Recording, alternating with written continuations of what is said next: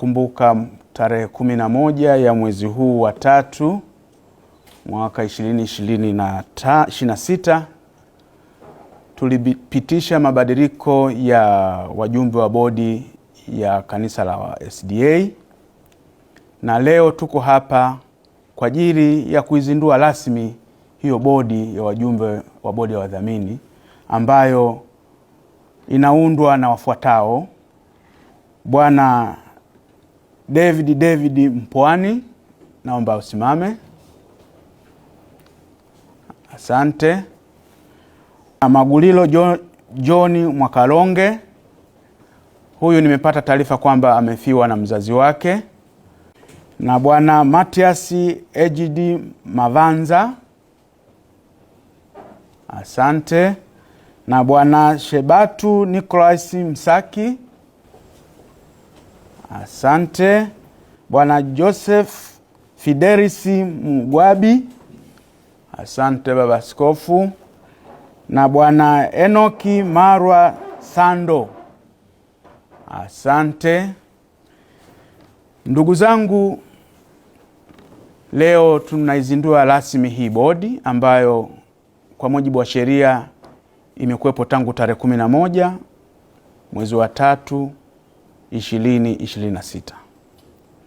Ndugu zangu wajumbe wa bodi, mmepewa jukumu la kwenda kusimamia mali za taasisi ya kanisa la SDA. Niwaombe mwende mkatekeleze jukumu lenu kwa mujibu wa sheria ya usimamizi wa bodi za wadhamini sura 318, vile vile kwa mujibu wa sheria za kanisa. Nyinyi mmepewa hiyo dhamana kwa niaba ya waumini. Waumini wanawaamini na mimi kabisa wasi na waamini, kwa sababu ninyi mnaenda kutekeleza majukumu ambayo mimi natakiwa niwasimamie. Kwa hiyo niwasihi sana mwende mkatekeleza majukumu yenu kwa vizuri. Mali za kanisa ziende kuwa kwenye mikono yenu salama, na waumini waende kuona kwamba ninyi ni watu sahihi katika kusimamia mali zao. Niwashukuru sana, niwatakie kazi njema ya kusimamia mali za waumini wa kanisa. Asanteni sana.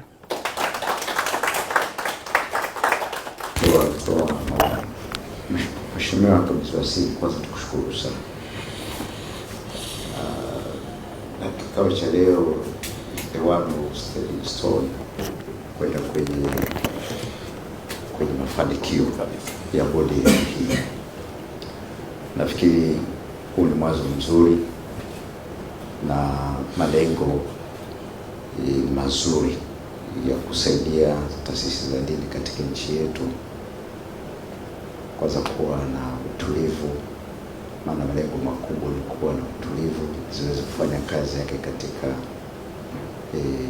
mazingira rafiki, na waumini vile vile pia kuweza kuwa na imani ili malengo yaliyokusudia katika taasisi yao dhehebu hilo basi yaweze kufikiwa kama ilivyokusudiwa.